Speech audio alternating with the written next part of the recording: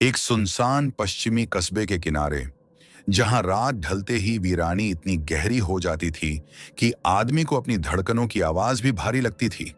वहां एक पुरानी नदी बहती थी जिसे लोग वीपिंग क्रीक कहते थे, क्योंकि हर अमावस की रात उसमें से किसी औरत के रोने और चीखने की आवाजें आती थीं। आवाजें इतनी दर्दनाक कि सुनने वाला कांप उठे, और गांव के लोग कहते थे कि ये आवाजें ला लोरोना की हैं।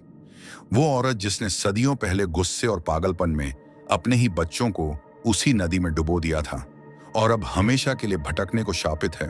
वो सफेद गाउन में, भीगे और उलझे बालों के साथ, लाल चमकती आंखों में, मातृत्व की अधूरी तड़प लिए इस दुनिया में भटकती है और हर किसी से एक ही सवाल करती है, क्या तुमने मेरे बच्चों को देखा है? और अगर कोई उसकी आंखों में देख ले या जवाब देने की गलती कर दे तो उसका अंजाम मौत या पागलपन ही होता है। कहते हैं कस्बे का गाड़ीवान सैमुअल एक रात शराब पीकर लौट रहा था। जब उसने पीछे से किसी औरत की सिसकियां सुनी, उसने मुड़कर देखा तो धुंध में सफेद परछाई खड़ी थी और अगली सुबह उसका शव नदी किनारे मिला। चेहरा डर से जड़ हो चुका था और उसके बाद लोग रात को उस ओर जाना बंद कर देते। मगर सालों बाद एंडरसन परिवार वहीं बस गया। उन्होंने नदी के पास का एक पुराना लकड़ी का घर खरीदा, जो सस्ता इसलिए था क्योंकि गांव वाले मानते थे कि उस पर ला लोरोना का साया है, पर उन्होंने इसे अंधविश्वास मानकर अनदेखा किया। उनके साथ बूढ़ी माँ और दो बच्चे नोआ और एली रहते थे। बच्चे मासूमियत में नदी के पास खेला करते, जबकि दादी उन्हें रोकती, कहती कि वहां औरत है जो बच्चों को ले जाती है। मगर बच्चों ने उसकी बातों को बस किस्सा समझा। धीरे धीरे घर में अजीब घटनाएं होने लगीं। रात को दीवारों से पानी टपकता, फर्श पर गीले पैरों के निशान बनते, खिड़कियों के शीशों पर छाया उभरती और गायब हो जाती, और कभी कभी आधी रात को बच्चों की खिलखिलाहट सुनाई देती जबकि दोनों अपने बिस्तर पर होते। एक रात एली ने खिड़की से बाहर देखा कि सफेद गाउन में भीगी औरत घर की ओर आ रही है। उसकी आंखें लाल जल रही थीं। एली ने मां को बताया, लेकिन बाहर कुछ नजर नहीं आया। पर उसी रात पूरे घर में बच्चों की हंसी गूंजती रही। एक तूफानी रात नोआ अचानक गायब हो गया। खोजने पर नदी किनारे उसकी लाल टोपी मिली। एली रोते हुए कहती रही कि एक औरत आई थी जो उसे ले गई। किसी ने उसकी बात पर यकीन न किया और कुछ दिनों बाद एली भी गायब हो गई। उसके बिस्तर पर सिर्फ भीगा तकिया मिला। अब सबको यकीन हो गया कि ला लोरोना ने दोनों को अपना शिकार बना लिया। इस हादसे के बाद वो घर हमेशा के लिए बंद कर दिया गया और लोग उससे बचकर निकलने लगे। मगर अफवाह थी कि रात को उसकी टूटी खिड़कियों से बच्चों की हंसी और औरत की परछाई दिखती है। जिसने भी पास जाने की कोशिश की वो कभी लौटा नहीं। गांव वालों ने नदी को भरवाने की कोशिश की, मगर मिट्टी हर बार बह जाती, मानो खुद नदी उसे बचा रही हो।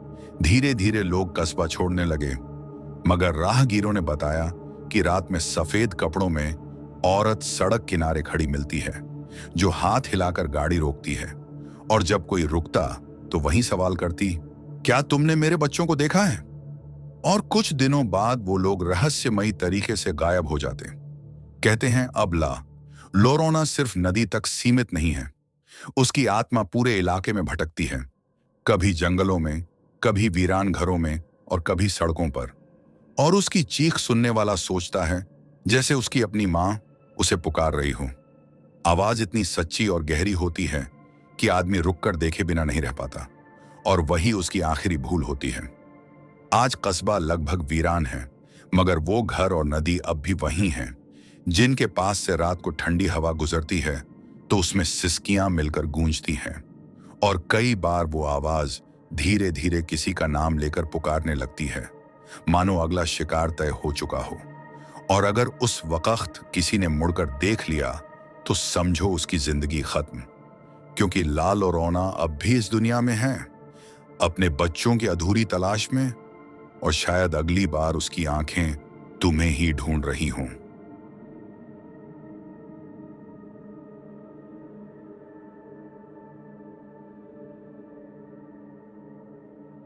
ला योरोना, जिसे पूरी दुनिया में वीपिंग वुमन के नाम से जाना जाता है, उसकी कहानी आज भी लैटिन अमेरिका की नदियों और गांवों में सुनाई जाती है। कहा जाता है कि बहुत साल पहले मैक्सिको के एक छोटे से गांव में मारिया नाम की एक औरत रहती थी। उसकी खूबसूरती के चर्चे दूर दूर तक थे और हर कोई उससे शादी करना चाहता था। लेकिन उसने शादी की एक अमीर और आकर्षक आदमी से, जो पहले तो उसे बहुत प्यार करता था, लेकिन समय बीतने के साथ वह उसे नजरअंदाज करने लगा और दूसरी औरतों के साथ समय बिताने लगा। मारिया इस धोखे से टूट चुकी थी और गुस्से में उसने अपने ही बच्चों को नदी में डुबो दिया। लेकिन जैसे ही उसने देखा कि उसके मासूम बच्चे उसकी आंखों के सामने डूब रहे हैं, तो उसके होश उड़ गए। वह पागलों की तरह चिल्लाती रही और नदी में कूद पड़ी, मगर तब तक देर हो चुकी थी।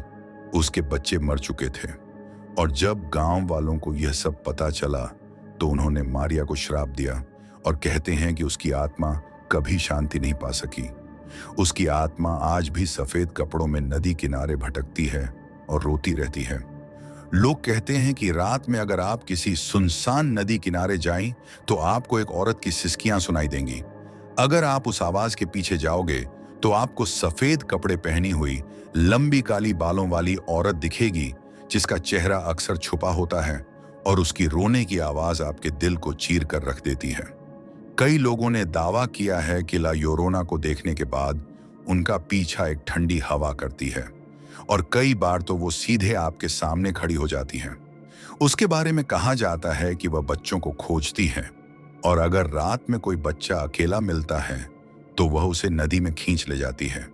कुछ लोग तो यह भी कहते हैं कि अगर आपने उसकी चीखें पास से सुन ली तो इसका मतलब है कि मौत आपके घर तक आ चुकी है।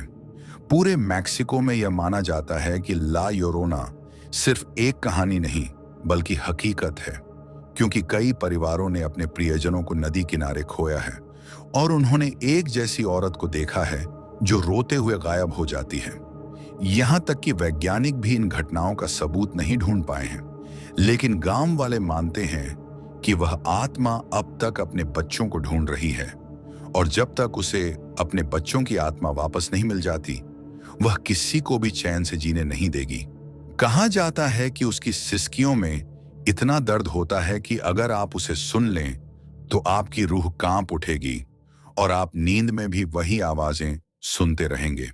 कई रातों में लोगों ने बताया है कि नदी का पानी अचानक उफान मारने लगता है और उनमें से कुछ ने एक परछाई को बच्चों को अपनी ओर खींचते देखा है। यह कहानी सिर्फ डराने के लिए नहीं बल्कि यह चेतावनी है कि कभी भी अकेले नदी किनारे मत जाना, क्योंकि शायद अगले ही पल ला योरोना तुम्हारे पीछे खड़ी हो और उसके आंसुओं की आवाज तुम्हें हमेशा के लिए अपने साथ बहा ले जाए। बहुत प्राचीन काल की बात है। हिमालय की तलहटी में एक घना और अंधकार से ढका जंगल था। उसे लोग रक्तवन कहते थे। नाम ही बता रहा था। उस जंगल में जमीन हमेशा लाल मिट्टी से भीगी रहती थी, जैसे वहां खून रिसता हो। बुजुर्ग कहते थे कि यह जंगल कभी देवताओं और राक्षसों के बीच भीषण युद्ध का मैदान था। यहां हजारों राक्षस मारे गए, लेकिन उनकी आत्माएं कभी मुक्त नहीं हुई। गांव वाले उस जंगल से दूर रहते, पर एक बार अकाल पड़ा। खेत सूख गए, अनाज खत्म हो गया। गांव के 4 युवक अरविंद, सोम, करण और विवेक ने ठान लिया कि वे जंगल में शिकार करने जाएंगे। सबको डराया गया, लेकिन भूख इंसान को हिम्मत देती है। रात को जब वो जंगल पहुंचे तो पहला अजीब एहसास था। पूर्णिमा का चांद ऊपर था, फिर भी जंगल में अंधेरा था, जैसे रोशनी ही अंदर आने से डर रही हो। पेड़ों की शाखाएं आपस में जुड़ी थीं, बीच बीच में हवा फुसफुसाती थी। अचानक अरविंद ने देखा कि पेड़ की छाल पर नाखूनों से खुरचे हुए निशान बने थे, जैसे किसी दैत्य ने पंजों से नोच डाला हो। आगे बढ़ते ही उन्हें टूटी फूटी मूर्तियां दिखीं, देवताओं और दानवों की। लेकिन एक मूर्ति अलग थी, एक विशाल राक्षस जिसके 3 सिर और 6 हाथ थे। नीचे लिखा था, यह है रक्तासुर, रक्त की प्यासा। अचानक सोम ने कांपते हुए कहा, तुम लोगों ने सुना? कोई मंत्रोच्चारण कर रहा है। और सचमुच हवा में धीमी आवाज गूंज रही थी, रक्त, रक्त, रक्त। जैसे ही वे आवाज का पीछा करते, उनके सामने जंगल खुला और एक बड़ा चौक आया। बीच में जमीन पर एक गड्ढा था और उसमें से लाल धुआं निकल रहा था। तभी जमीन कांपी और गड्ढे से एक आकृति निकली।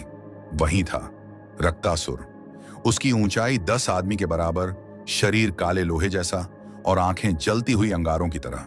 उसके दांत खून से भीगे थे और उसके तीनों सिर अलग अलग दिशाओं में चीख रहे थे। उसने गरज कर कहा, कितनी सदियां हो गईं इंसान का मांस चखे बिना। लड़के भागने लगे, लेकिन रास्ते अपने आप बदलते जा रहे थे।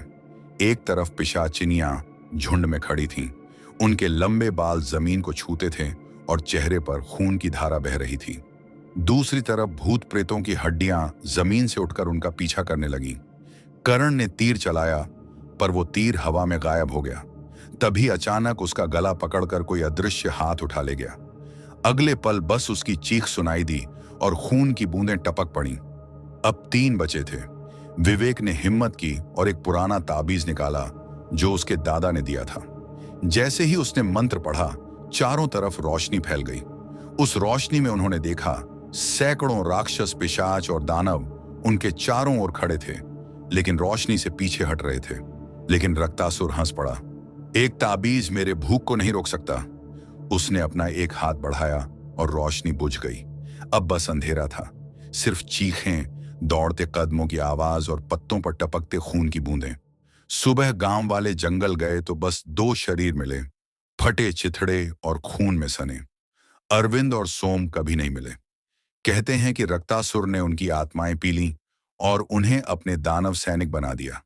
आज भी गांव के लोग कहते हैं, अगर कोई रात को रक्त वन में जाए तो पेड़ों के बीच से आवाज आती है, रक्त दो, रक्त दो।